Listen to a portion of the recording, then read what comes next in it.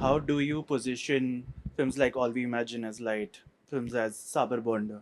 See, one is positioning wise, two things. One, there is a certain global accolade system that they go festival to festival, create winning awards in different places that I'm able to move something with the pressing. Here you go, this is what happened now. Now you watch it. But otherwise, it's really how do you be able to showcase this film to the right intended audience? Because there is an audience out there that wants to watch it, but they don't have a consistent stream of this cinema. It's not like we have films like Sabar Bonda releasing every week or every month. I think if we are able to find that right balance and make it a habit, say, here you go, every month, the third week of every month or the second week of every month, you will have cinema like this. See, earlier there was a big resistance from exhibitors. It's like, oh, you're a guy who gave us Bahubali and Ghazi. Why are you giving us All We Imagine? Or that is always the conversation that many have with me.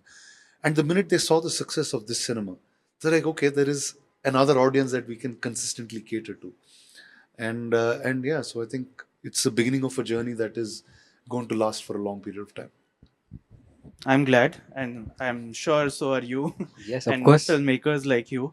But when was watching the trailer, I think it starts with your protagonist mother saying that, "Oh, why have you worn black on a day where we're mourning?" And he says it's not black, it's gray.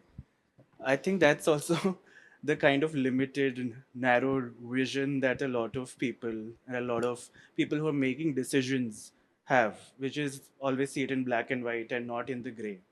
So, That's actually so nice when you put it that way.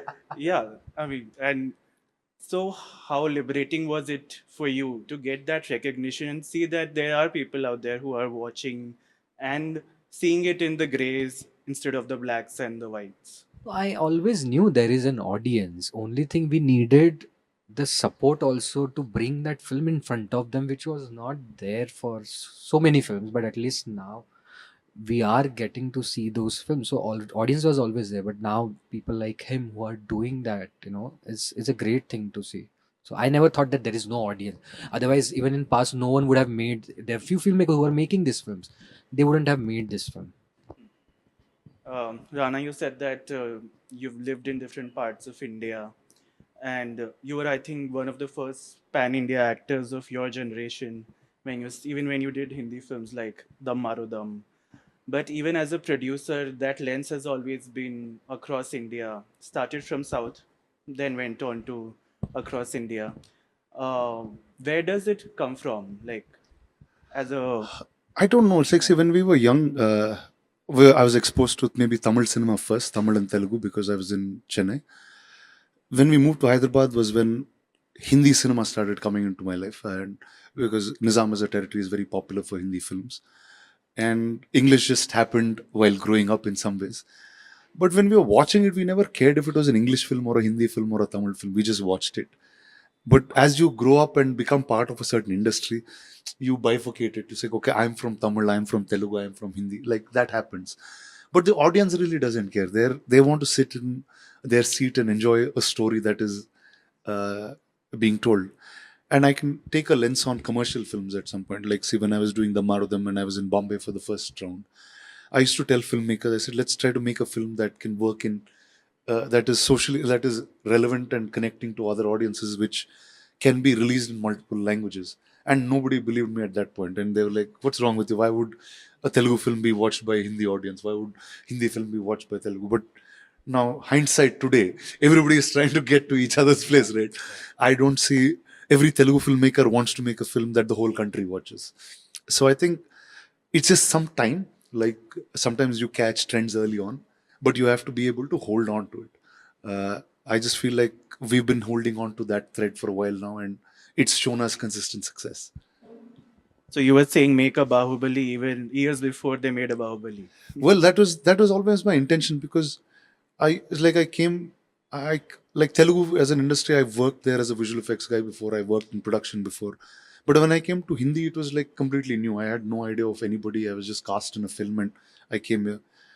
But I knew the language of filmmakers was the same.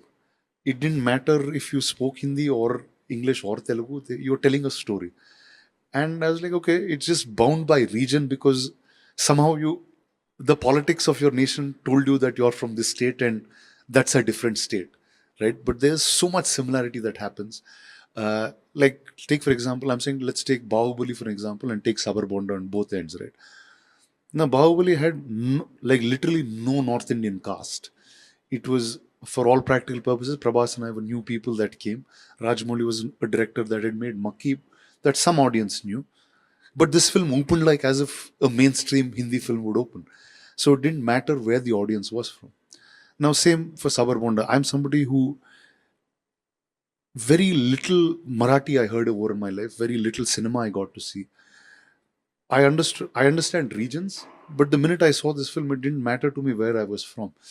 I knew the problem of the protagonist. I knew the trauma of it. I knew how I was waiting for his journey to overcome that. So I think that goes beyond language, and that's the only thing that brings us together as Indians and humans.